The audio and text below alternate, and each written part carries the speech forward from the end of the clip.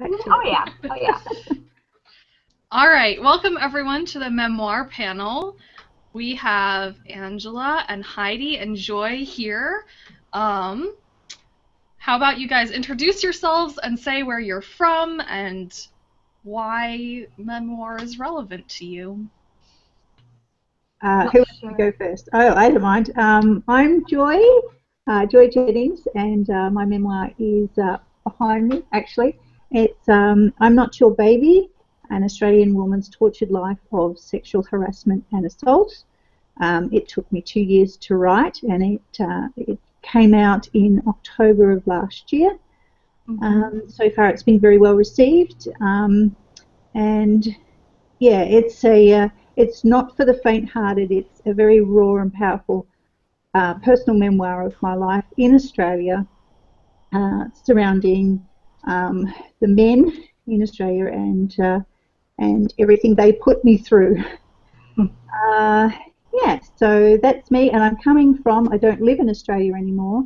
I escaped for a while, and I now live in Ontario, Canada. So that's where I'm coming from today. So it's very nice to be here, and I'm really excited. All right, Heidi? Hi, I'm Heidi Angel. I'm coming from Salt Lake City, Utah. And my memoir is, well, it's actually published as literary fiction because I'm a chicken. But it's called the Hell School series, and it is based on my experience with a stalker through high school. And the first book came out in March. The next book will be out next year in April. I know what you're talking about. I just read your excerpt. Yep, that's me. Exactly. Yeah. I didn't realize there's a different mindset when I put that saying in that light. Mm-hmm. So, I'm Angela B. Chrysler, and I wrote Broken, which is a memoir about wow, jeez, about a 20-year prolonged series of torture and several degrees of trauma, ranging from pedophilia to multiple rapes, animal abuse, torture, sexual torture, and neglect. And I'm going to tell you right now, ladies, I'm not going to make it through this discussion without crying. So. Crying is allowed. Oh yeah, crying is always allowed. I just last night was at my therapist, and something else came to light, and I'm still dealing with that, and it actually ties into Joy's book, so it's interesting. But Aurelia, introduce yourself. I'm Aurelia. I'm in the San Francisco Bay Area on the west coast of the United States. I haven't written a memoir yet, but I am planning to, and I have bits and pieces of the draft of it, just sort of sitting in a file waiting for me to decide how I want to organize it and make it make sense. The thing is, a lot of the bits and pieces that would go into my memoir tie into the inspiration for a lot of my fiction, and so I kind of want to publish the fiction before I publish the memoir, so I'm not giving things away. So what will the memoir be about, Aurelia?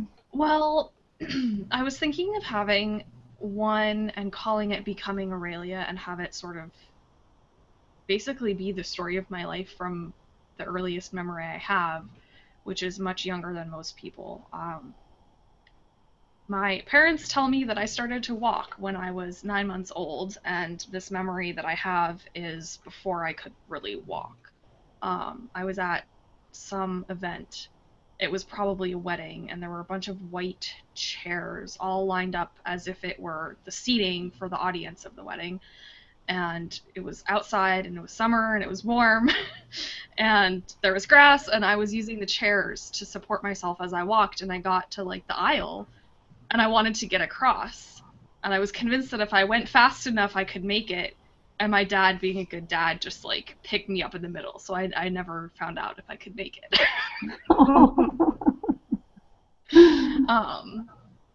So that's So is that that's chapter where I one? would start it. That's well, I guess it would be. If I put it in chronological order, that would be the beginning. Yeah. Yeah. So Heidi, you gave a really great definition of the difference between memoir and biography and autobiography. Yeah, absolutely. So, So enlighten it all is of us. very confusing for a lot of people. So biographies are typically books about famous people, usually written either by that person or someone who knew them personally. Autobiographies are when famous people hire someone who doesn't know them and gets their help in writing their story, sharing their story, usually a journalist or something along those lines. Hi, Charlene. Hello, Charlene. Hi. Hi, my friends. Hi. Who's all here? Hi. All right, Jennings. Charlene, really quickly, introduce yourself and tell us where you're from and why memoir is relevant. Well, I don't want to interrupt the flow of the conversation here, but now that you've given me the floor, look out. I'm in Canada, Toronto, Canada, just outside of Toronto. And why is memoir relevant? Memoir is one of the, as a therapist, as a meditation teacher, I can tell you, memoir is one of the best ways to help heal whatever the wounds are. And I have yet to meet the human being who has arrived at any age at all who has no wounds. We all got wounds of some form or another, and the memoir is an incredible way to heal it. In addition to that, individually, it makes a community of people who begin to recognize these are the conditions of life as we know them. These are not personal. I got hurt, and it hurt a lot, but so did everybody else in a certain pack. My tribe got hurt. Everybody got hurt in the same way. And so we can reach out and feel like we actually belong. Just briefly, I was saying to someone earlier today, Joe Compton actually, and hi Aurelia, and hi Angela, I think it was when you were there, and I was saying that rape, and I'm going to jump right into it, rape is actually, I believe, the initiation for a lot of women. It is Demeter and Persephone. It is where you go into the underworld, and you never quite, like Persephone, your upper world is never the same. However, you can learn to live with it as only a memory, not as something that you're shackled to, not as something that determines your life course. So the healing is intense, but it can happen. And I believe that makes us warriors, and I believe that makes us incredibly powerful human beings. So, how about you? Wow. Wow. I just want to state here before we begin, Charlene was there, and we were talking about, if you want to jump in here, raise your book. Yeah, we were. We're still using it, and it's a very easy way, because there's so many of us, that if we need to say something, it allows us to not all talk at the same time. It'll be a lot easier. So Joe's still using the format over there, so just a suggestion here. Awesome. All right, Heidi, continue with your explanation of what the differences are between. So an autobiography and a biography is about that person's life. A memoir, just like Charlene was saying, it's about an experience, and you don't have to be famous to write a memoir. It's not about you. It's about how your experiences can help others. And I think that the vast majority, whether, like Charlene was saying, a lot of women write about their rape stories, or about, in my case, stalking. They write about traumatic experiences. There are also a lot of memoirs that are done about the religious path and finding your religious path. There are a lot that are around cancer survivors. Memoirs tend to be about a person's experience in a specific thing, and the goal behind the memoir isn't just to share the traumatic experience, but to share how they got out the other side, and how their experience can help others learn to accept people who've been through that, learn to change the social discussion that's being had about an experience, or learn for a person who's going through it that, yeah, you can make it. It's okay. You don't have to quit. So memoirs have a lot of power. Biographies have a lot of history. Yeah. I like that distinction. That is beautiful. Yeah. What I would. Go ahead. what we were saying prior to going live, when I read Joy's I'm Not Your Baby, and she also read Broken.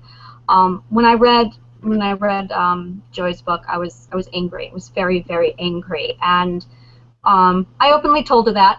I definitely recommend it. It's absolutely. I wish Amazon set up their rating so that it was I recommend this or I don't, Yeah. because it was an absolute strong 5 or I recommend this book.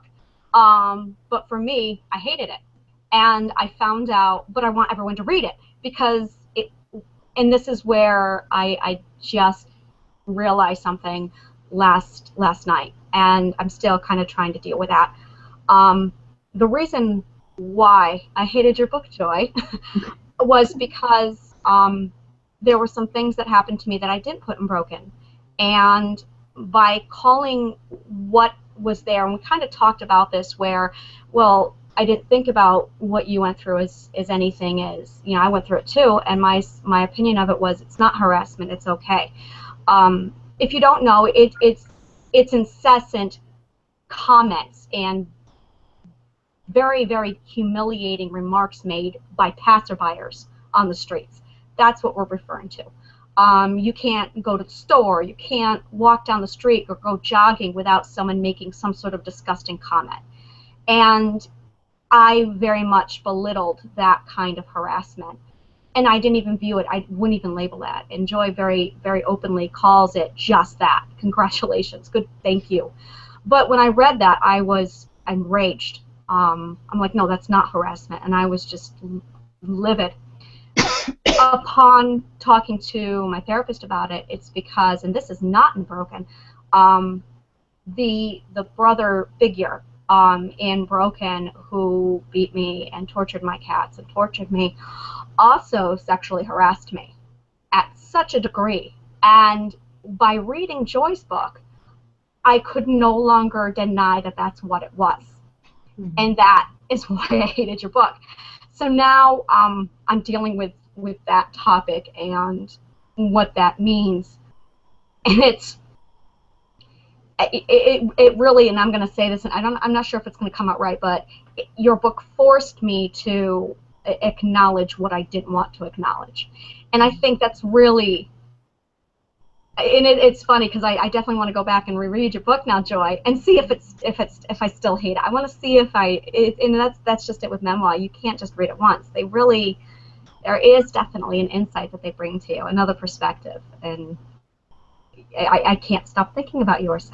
So. Oh, well, I'm glad that I'm glad and I'm not, because it's a bittersweet sort of. When I get reviews like that, like yours, and I've had many like that. I am both very, very sorry that it is so triggering for so many women, but at the same time, that was kind of the point.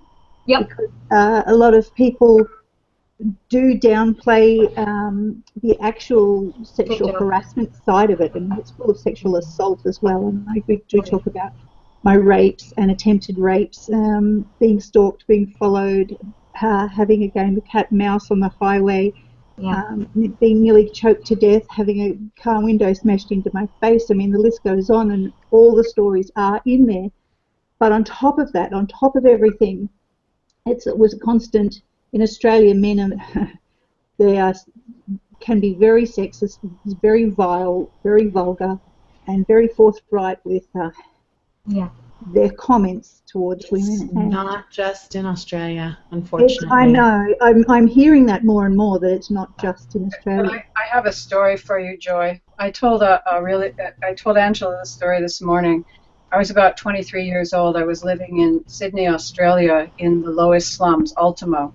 And I got a job in a bar, so in those days I had to wear a short skirt. Now I'm 5'10". I'm built like a model. It's always confused me. I walk in any place and I attract attention, never mind with a short skirt on. So I'm dutifully pouring the beer, and I'm pouring the beer to the other guy, and I feel this hand on my thigh. So without moving, I say to this guy, tell your friend to get his paw off my body. My boss is behind watching all this, and I know it. And the guy says, you better get your hand off her. And he does. He goes, oh, you know, whatever. So I take the whole jug of beer and pour it right over his head. I love that.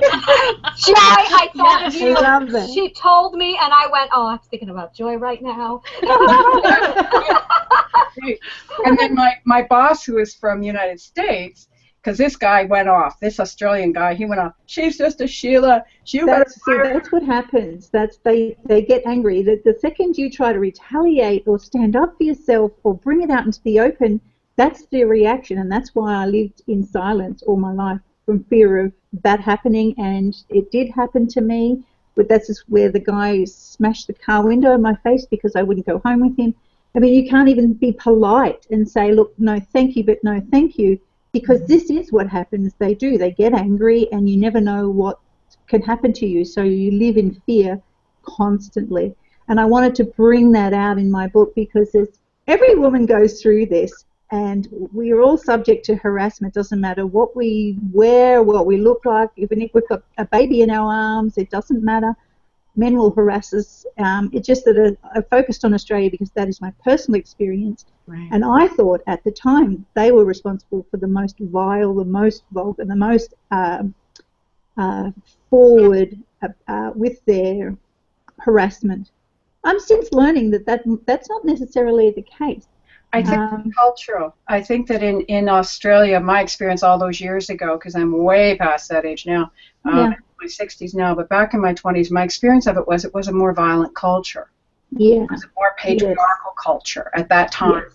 And what I want to say to the notion of all of this around harassment and verbal harassment, the problem with it is it puts us in a position of being slaves.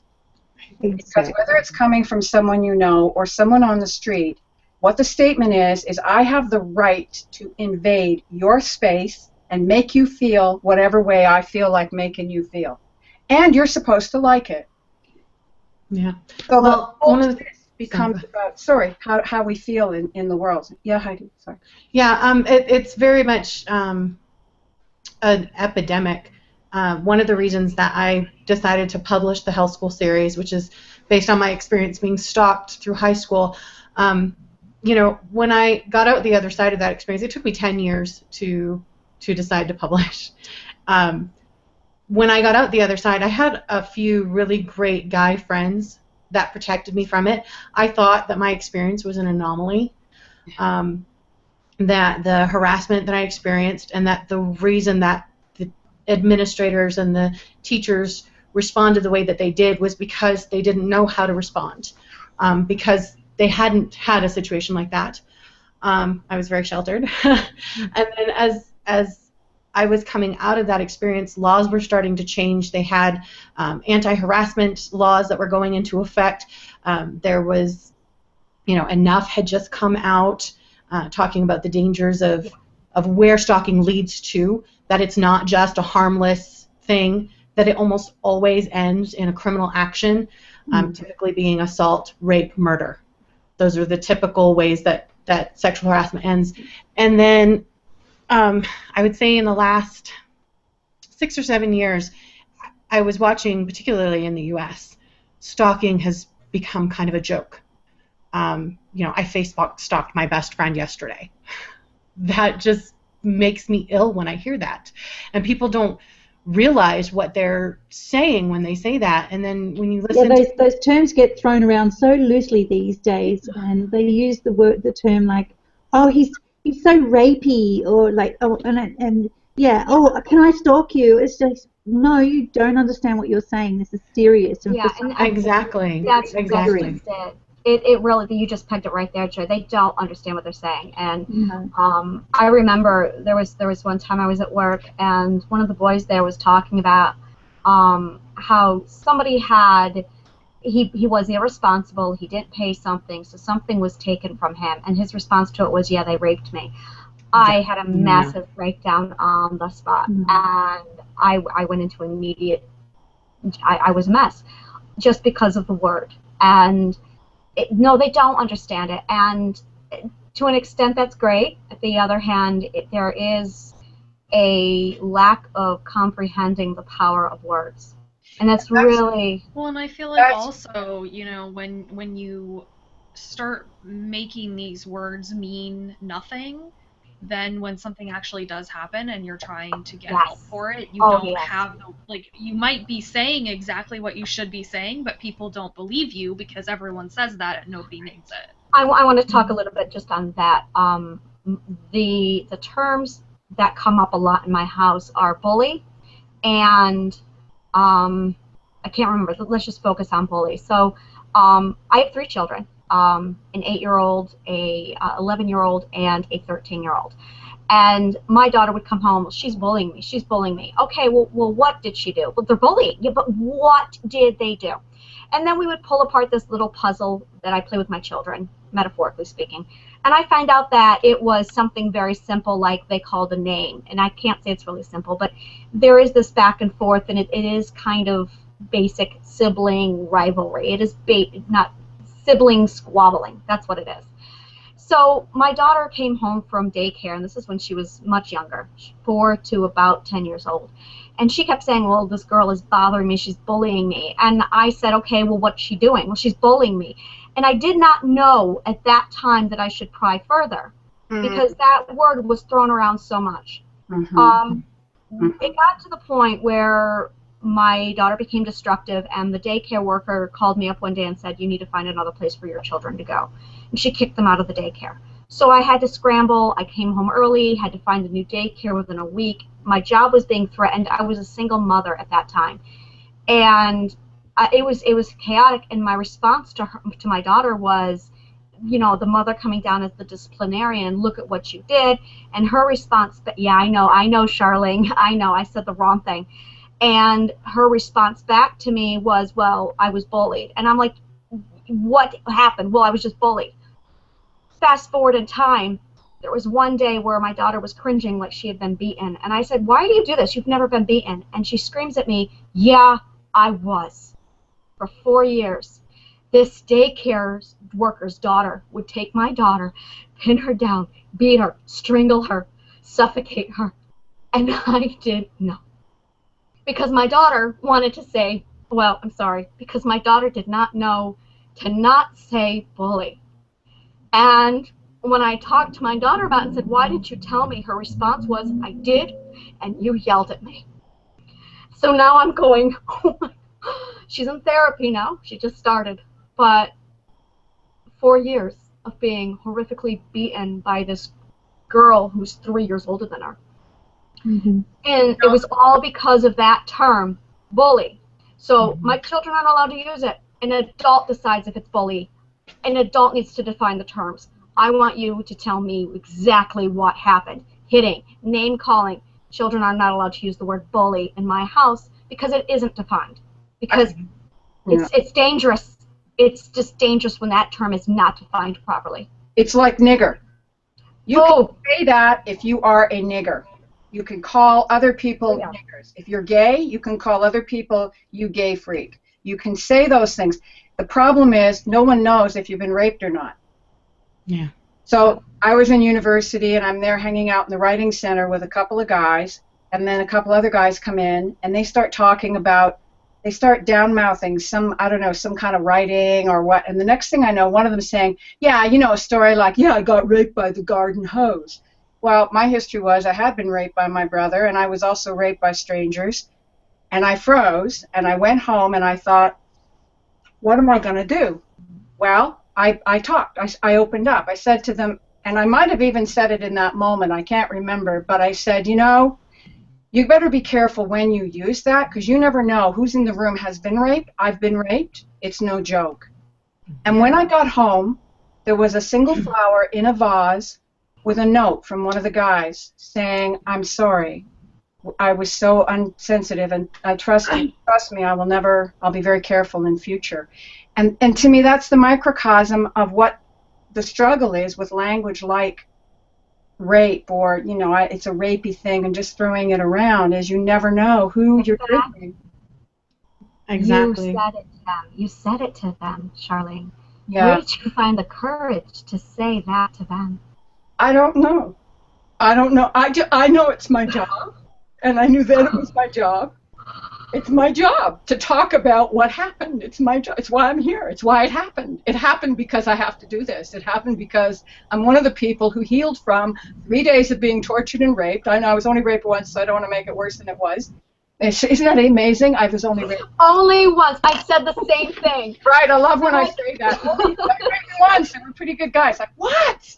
But the capacity for love, the capacity to go beyond it, the capacity in the human to heal. You know, and the other thing was, Angela, I don't have as much shame sexually, because what I did with the outcrop, all of the PTSD melted in my brain in such a way that I went, F you, I'm just going to take my own sexual energy on. I don't like what you do in that culture anyway to women. I don't like women going up that aisle in a white dress. That's a bunch of ridiculousness to me. So all the feminine values have never gelled in my psyche. So when they were taken away, I decided that it meant I was free. There was a freedom to be gained. And I've been searching for that and working in that and living with that. Like, it means you can't tell me what I'm going to do sexually. I want to talk about that very specific thing. Since I started my therapy, I am a barefooted, dress-wearing dancer in the garden at moonlight. That is how I grew up. Those were my moments of sanctuary, is when everyone was asleep and I could slip into the forest with bare feet and wearing a single gown and just literally dance in silence under the moonlight. Those were my reprieves. Those were my moments of sanity, if you can call anything about what I had sanity. And when I became an adult, there was a lot of, okay, well, I have to conform to the dress code. I wore jeans. I hated them. I conformed to a list of things that women are just like, this is how you have to be. This is how you have to. I hated it. And I started therapy, and one of the things I did was I stopped wearing a bra. I stopped wearing the clothes that they insist on me, and I haven't since. There is very much a, this is how you think females are supposed to be, and I'm over here going, no, it's not me. I'm not comfortable with that. And there is something about healing after rape where you do take on this very independent sexual belief. Absolutely, you just nailed it. That's exactly it. That's important for me to hear. I've never heard it from another woman, and from you, it means the world because I've read your book. How are you? How are you? I'm fine. I'm fine. But I've read your book, Broken, and I know you started reading mine. It triggered you all over the place. It's a great book, but it's a real trigger. I couldn't make it past. That's okay. I should try again. I want to try again because I had started my therapy when I started that. And, you know, it's funny. It's not the sexual harassment or my rapes or the imprisonment or the torture, the sexual torture. And this is horrible. I've got mental torture, sexual torture, and animal torture. And it is the animal torture that hits me the hardest. Yeah. I was watching this thing on YouTube yesterday. It was, my God. It was 17 mothers you won't believe that exist. And I was fine with a mother who shot her children's face up with Botox. I was fine with a mother who starved her kids to death. I was not okay when they started talking about animal abuse. I shut it off and I'm like, I can't watch anymore. And it's really interesting how there are certain traumas that I'm not okay with. And, well, I'm not okay at all with any of them. But I am more in control of my reactions to certain topics, whereas other ones I'm not. I'm absolutely out of control with them. Charlene, if I can just interject here, could you tell us a little bit more about Stain and about your memoir? Sure, and Angela, maybe if you start at the second chapter, you'll get a little easier. The first one opens up with a woman describing her rape in captivity when she was 16, and because I had it, it was pretty graphic. The Stain is about 3 different women who live in 3 different times and in 3 different cultures. So there's Tani from the Native American, and there's Mary from England in the 1890s. The Tani is from 1660s. In Tonawanda, upstate New York, and then there's Diana, who's contemporary Toronto. And what I was showing is that our stories are the same. There's continual, at different levels, for each of these women, there's some kind of an extreme rip-off of their soul that happens, whether it's physical rape or it's emotionally getting the wrong message. Mary's just a complete innocent, and this guy who's rich just kind of runs his powerhouse all the way through her and leaves her, and the struggle with children, what that means for them. And then Diana, because the whole thing is based in the idea of karma and reincarnation, that we've done this before. We've reincarnated through these horrors before. We've been in them before. And so Diana, who gets caught in meditation and starts to work with it and starts to become a meditator, she manages to clear some of the stain for all of them, because if you do it for this lifetime, you do it for all lifetimes. And she also is talking, her character is just talking to this guy Jake. So you see a little bit of her flashback to another love affair, and this Jake, they're in their mid-50s, and this Jake becomes a nice guy, a good guy, and a guy that she does. So I've given it all away, so now. You haven't given it all away. I've read your book. You haven't given it all away. Thank you. But I'm just going to put it on my to-read list right now. I'm curious what you all think of how having conversations like this and writing memoirs and talking about it and sharing our stories can help not just heal ourselves but heal society as a whole. Who wants to go first? If I Heidi could. looks like Yeah. I really, that was one of the things that was a surprising experience for me with publishing my Stalker series, was that I started my first straight team with it, and going through the 6 weeks of the promotion tour, it surprised me how many of the bloggers were expecting it to be more intense, because it's the first year of a 4-year experience. They were expecting it to be more of a thriller. They were expecting it to be more like Enough. Enough starts where it's bad, and she says, I'm done. Yeah, My exactly. book starts from the very beginning, where they're like, well, I mean, that's not, it's harmless. He's just a silly boy. And it hurt a lot to hear people who hadn't experienced what I had experienced saying that, because it brought back, that's exactly what the teacher said. That's exactly what the administrator said. Well, you know, he just doesn't know how to tell you that he likes you. I don't care if he likes me. I don't want to hear that he likes me. I'm not interested in him. That should be enough. But as part of our street team, one of the girls has been sharing a lot of these articles that she keeps finding, and it impressed upon me the importance of having this conversation. One of the stories that she shared was a young girl who was in 8th grade who, there was a boy that came into class every single day. He was a year older than her, but they had the same class, and he asked her out every single day. And then it was almost the end of the school year, and she said no every single time. She gave him no reason to think that she was interested in him. At the end of the school year, he asked her out, and she said no, and he said, I have a gun in my locker, and if you don't agree to go out with me, I'm going to kill you at lunch. And she immediately went to the school, and they handled it. Good But girl. there was a poll that was done with the student body, and the vast majority of students that were polled on the situation said that it was her fault that he had brought a gun to school, that it was her fault that he was going to kill people, because she should have just given him a chance. Victim blaming. It is, absolutely. It's like, and she shares tons of these stories that she keeps finding on Facebook. There was another girl who was in a law class, and they were talking about these incidents that happened, girls that were murdered at school by boys, or situations where a girl was at a party and ended up being raped. And in this college law class, she was one of 3 girls in the class.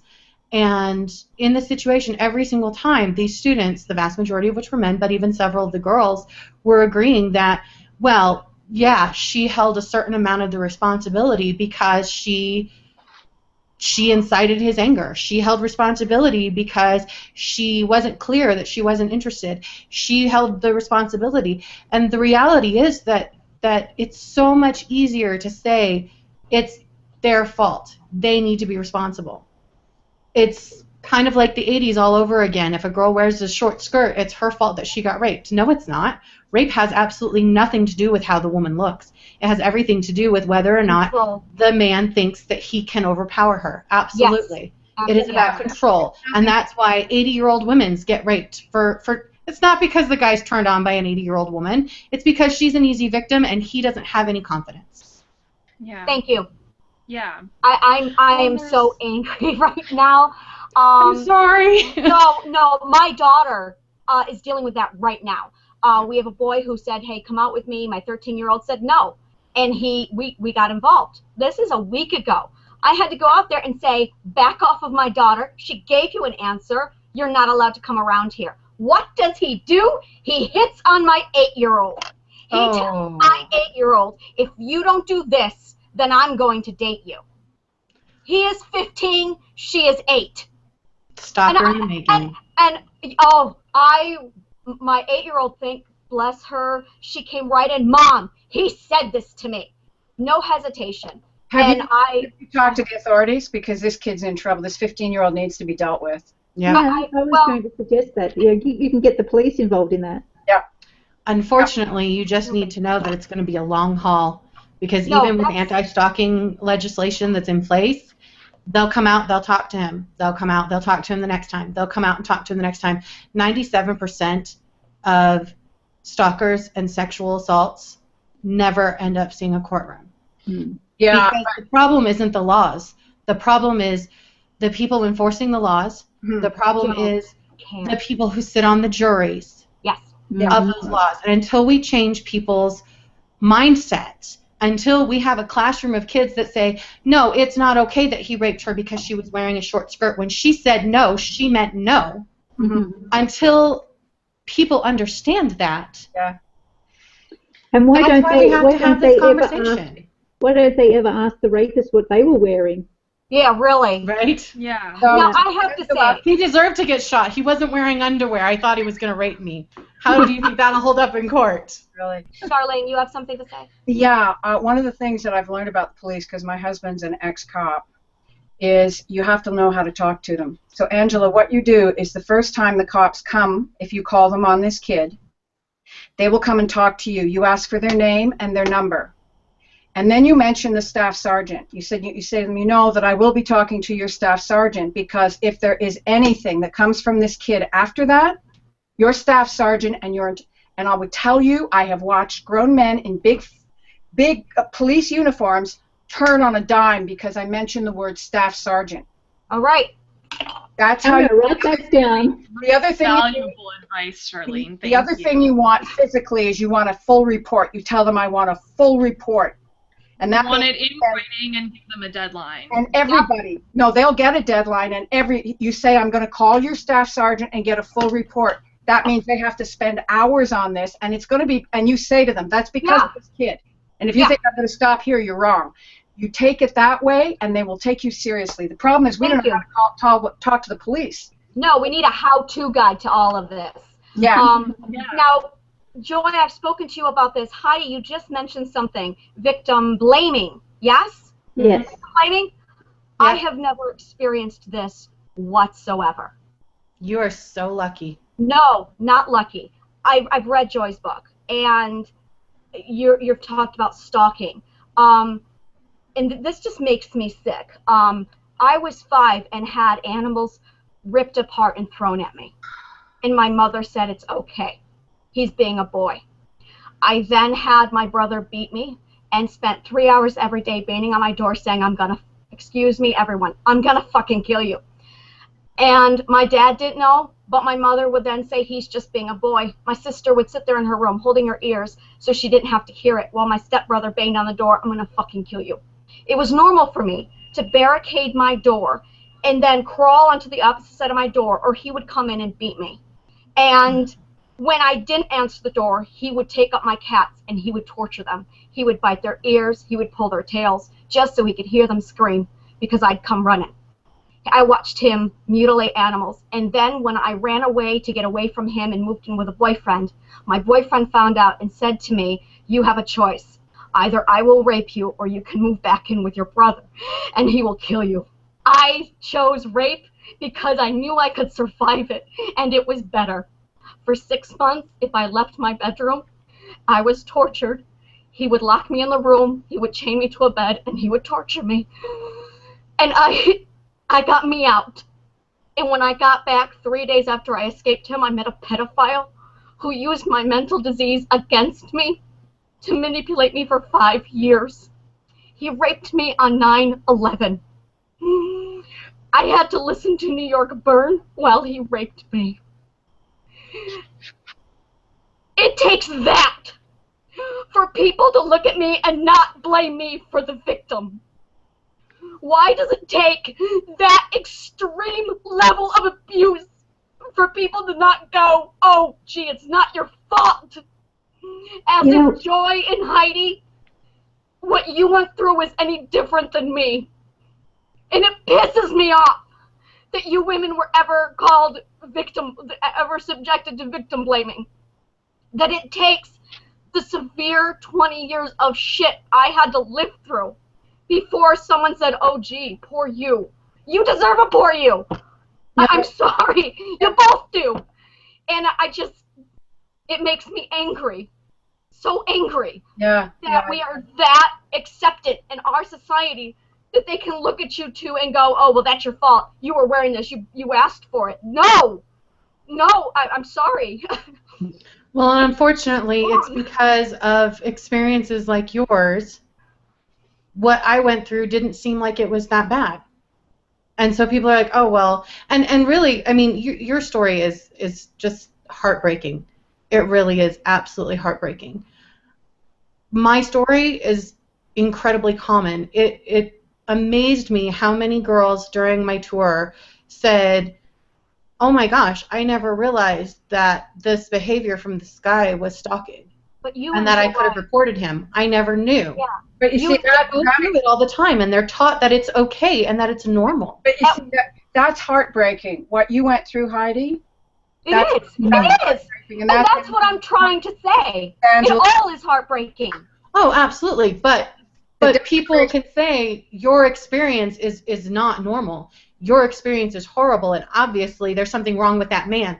That man that did that to you started out doing to us what they did to us. Exactly. And people normalize our experience. Yeah, there's a and justify their behavior as being okay until it gets outside of societal norm and reaches your stage. And then it's not your fault. That's so horrible. And the reality, and I agree, I absolutely agree that what Joy and I went through isn't to be swept under the rug. That's why I wrote the book. Because when society has victims that don't even realize that they're being victimized and put in danger, and that they were lucky because for whatever reason their situation didn't end up as tragic as it could have. Right. One of the girls that did that was on my tour, she was stalked for 2 weeks while she was on summer vacation, and she went, reading your book, I realized, hey, this guy did exactly that. And I was like, yeah, and what do you think happened after you left? You think you were his last victim? She didn't even realize she'd been a victim. And that's one of the reasons that anti-harassment legislation has come into play, because they've realized that this is just like serial killers. There's a pattern that is clearly definable and that almost always plays out, where they start with the sexual harassment, they start with the stalking, and it leads to rape, violence, assault. It's about power. It's about the domination principle. Yeah, and my understanding is that we come, unfortunately, from a culture where, Angela, what happened to you is what would have happened to most women. I believe that is actually the truth of our history, that we were brutalized and raped because it was a male culture and nobody said anything. Nobody said. I mean, if you're in the middle of a feudal field in 1400s in the south of France, and the two feudal lords decide to go to war, and your crop gets pulled out of the ground because they've got their horses stomping on it, and by the way, they rape your children and your wife, you've got no time. You've got to get back out in that field and plant. Yeah. It's only because we have the time now, and we're at this crisis of clearing up this level of things. Yeah. But the problem is, yes, it's the collective view that it's okay for little boys. It's okay for boys to punch little girls as a way of telling them, this is how I like you.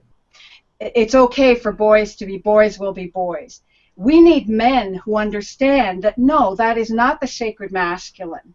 We need men who will raise those boys to understand who they are in the culture has to do with how they protect the weak and the vulnerable.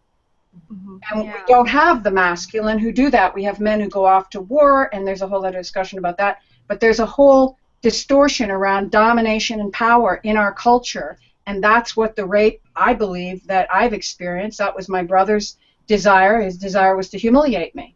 Yeah. The physicality of it was almost, it was what it was.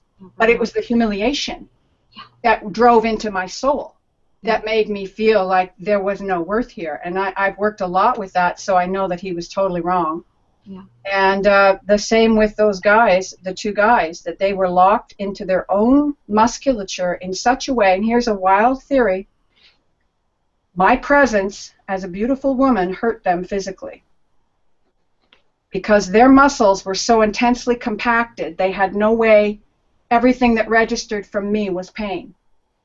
They knew they couldn't have me, they knew they could not seduce me, they knew that they were nowhere near my status, they had nowhere near my intelligence, which is how I got away from them. But their only way to respond to me was on that power dynamic, to somehow make that communication happen. The crippling is on their side. In other words, we're living with a culture of crippled men. That doesn't forgive it. They're dwarfs. But I think we need to really get that out there so that people start understanding. You do that, you're marking yourself as a cripple, as a man who can't be a man. Because a man who can be a man knows how to love and protect and be tender, and who knows how to cherish those who are weak and vulnerable. So I've said enough. No, you're fine. You're fine. One of the things you said, Heidi, and I've heard Joy say this, and I'm just like, and I know Joy, with your book, you mentioned this a lot. You were talking about this is wrong, and you were very conscious about you shouldn't have to tolerate this abuse. And there's this dismissal at an early stage of this abuse and harassment where people look at you and they shrug it off. And then they look at my situation and they go, oh, wow, that's understandable. I am no different than you, looking at it going, yeah, it's normal. I shrug it off. Right. I thought it was normal for boys to rip apart animals and throw them at people. I thought it was normal for rape and to be chained to a bed. I thought it was normal for a brother to beat the crap out of girls. And it was no different. And it does take there is an expectation that, oh, well, if it gets severe enough, something will turn on.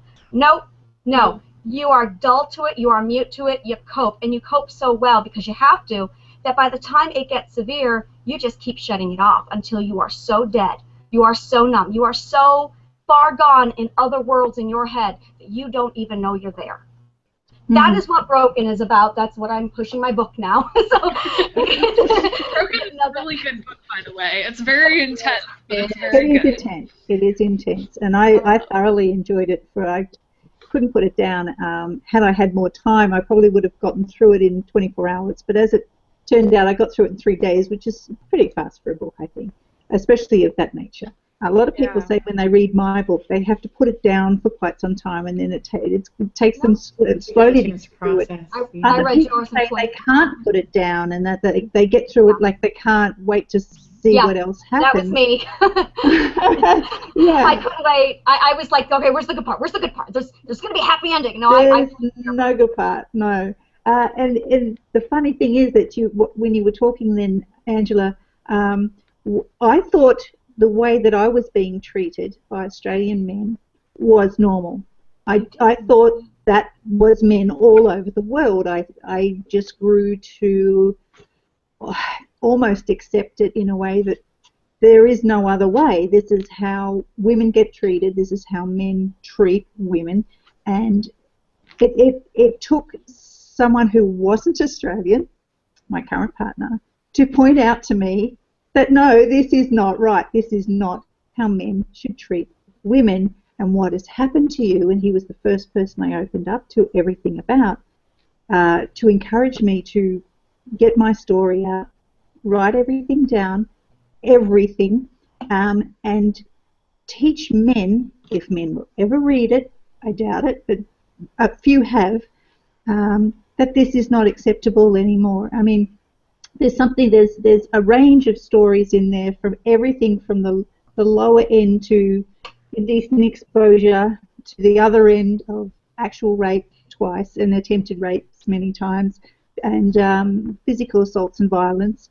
And but it's the harassment that I really wanted to drive home in this book, because it is so overlooked. And when you said that you get used to it, you get used to it.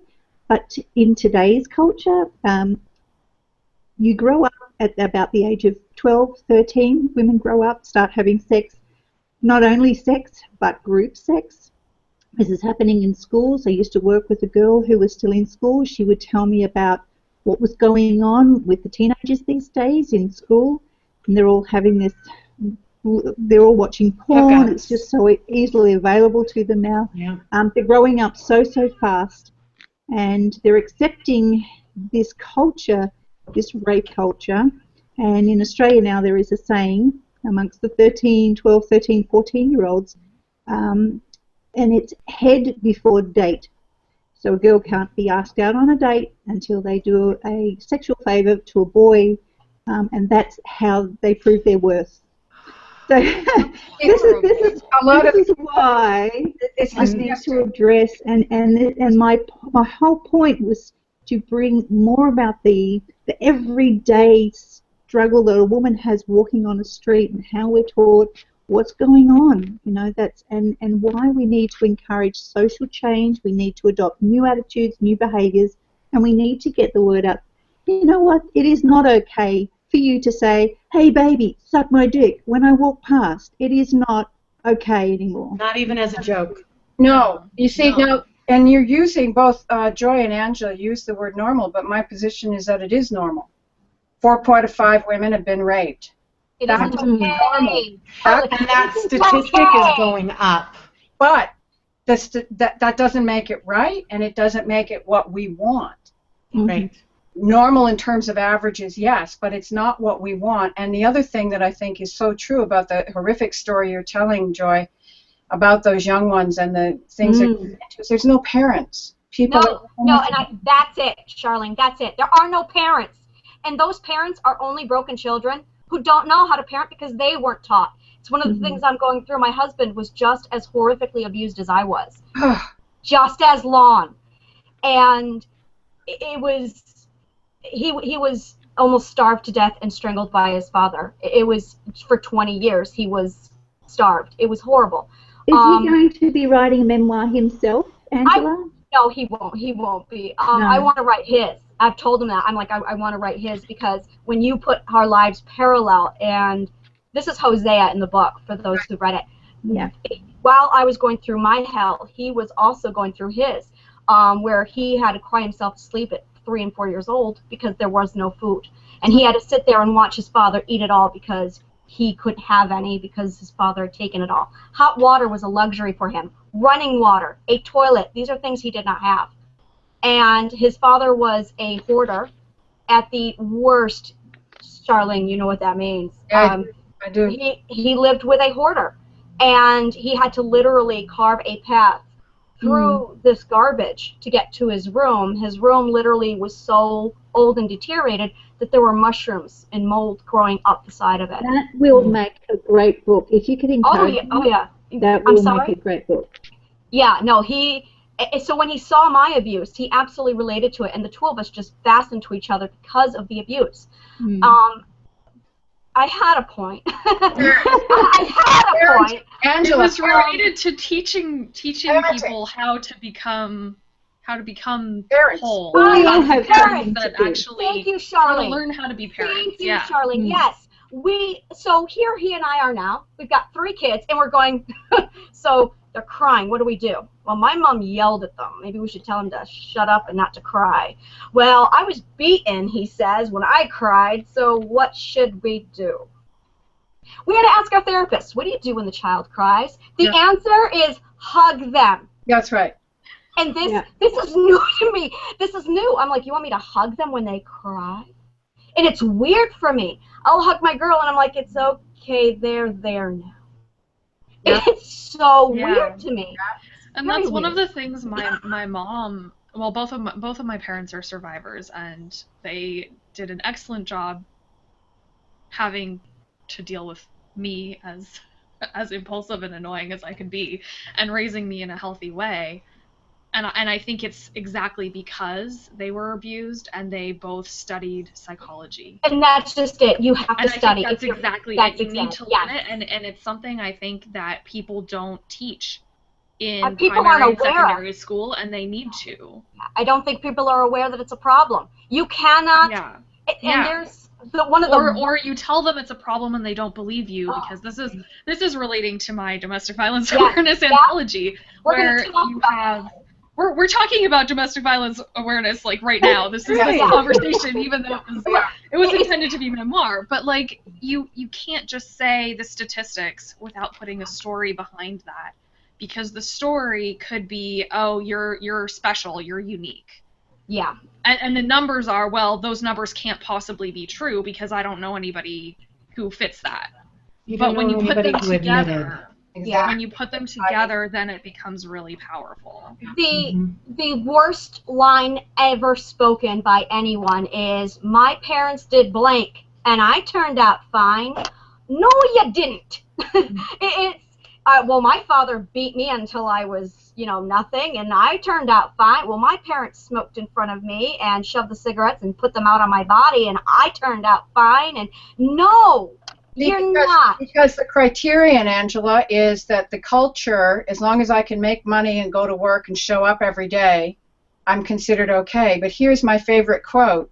It's from J. Krishnamurti. It is no sign of good mental health to be well adjusted to a sick society. Right. Yes. No, very well said. Beautiful well said. Yeah. And we just learn how to function in this world because we have to. It doesn't mean that we're okay. It just means that we learned how to function. Exactly. Exactly. Angela's pointing. Yeah. Thanks. This is absolutely what I love. We have California, New York, Australia, and then to Canada. We have Ontario, Toronto. Heidi, where are you from? Salt Lake City. And we're all sitting here going, this isn't okay anymore. We have finally pushed ourselves beyond that status where we're no longer surviving. And Charlene kind of said this.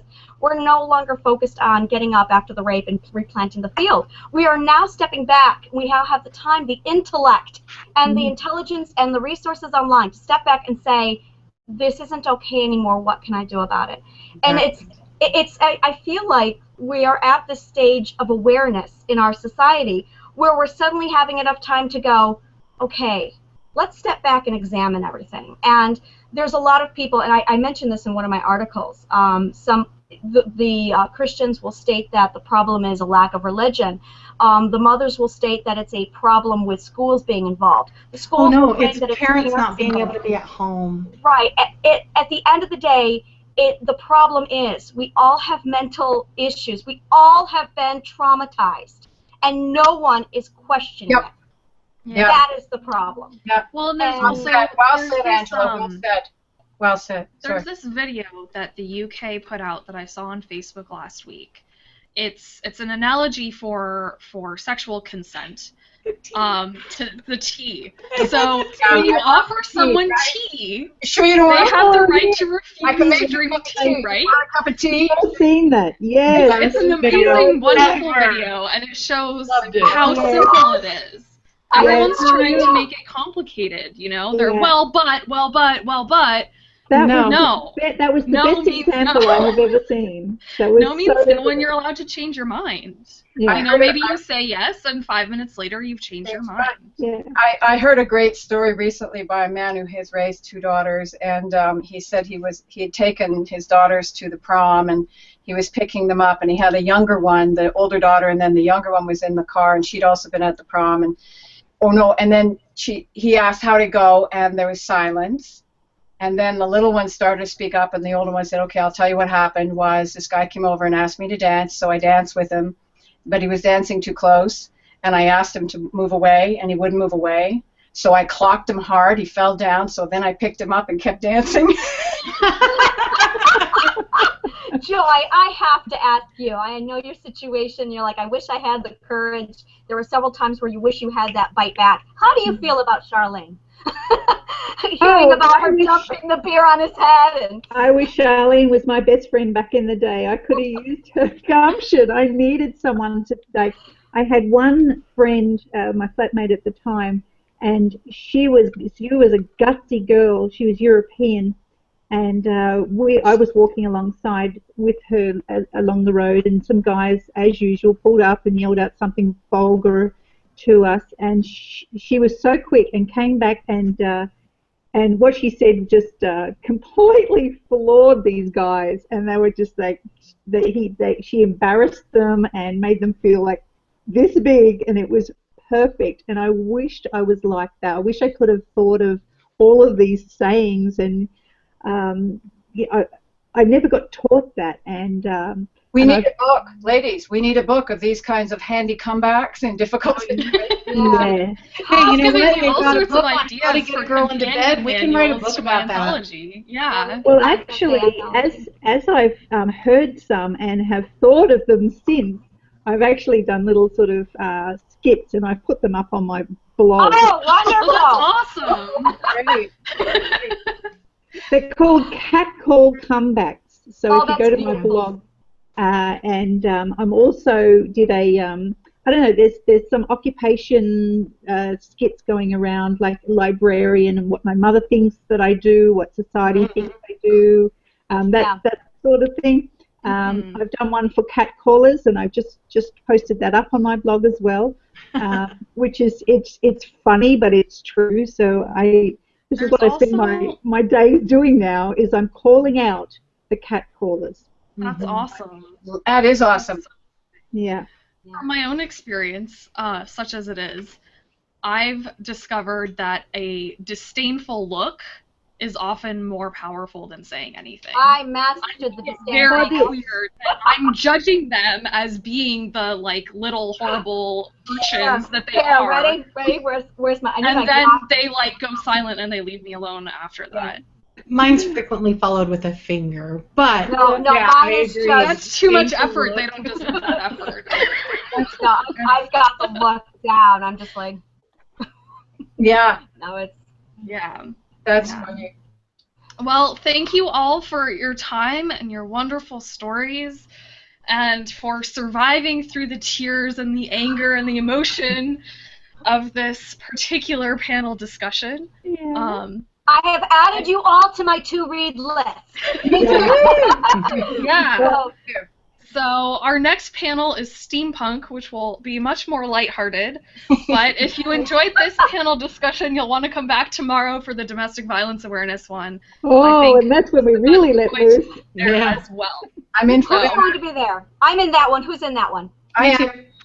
I think it's everyone. All right, then. So it'll be like part 2. Part 2. Yeah. Do we have anyone new joining us, fun. Aurelia? For the domestic violence, I believe not on Ani. Ani's coming too. Ani Minjiki. All right. So it'll be us plus another. I feel like The View. Like the what? The View. You're much better looking than The View. We are. I have a friend who's always wanted to gather a group of women and call them the jaundiced View. I like that.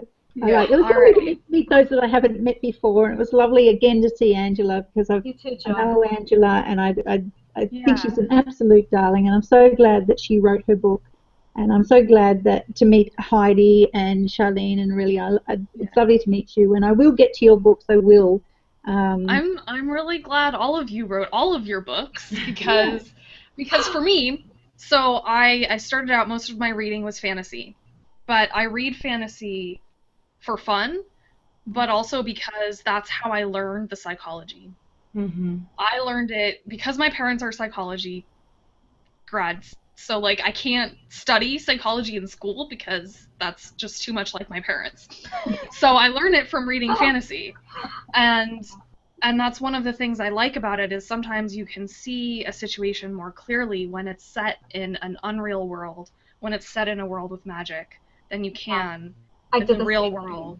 And I'm really glad that you guys all have the bravery to share your stories with all of us and to talk about it, because that's the best way to change. So, well, thank you. It didn't come easy. I know for me it didn't come easy. It took a lot of false starts and a lot of support, and I was given the backbone. It didn't come naturally, so it wasn't a natural thing for me, but I'm glad I've done it now, and I'm still going through the healing process slowly, now that I'm talking about it for the first time, and I still haven't told any of my family or my close friends. None of them know about any of this in my life, so this is sharing it with you guys for the first time. Joy, I'd like you to meet the world. World, meet Joy. This is going out across the globe. So now you've told Yes.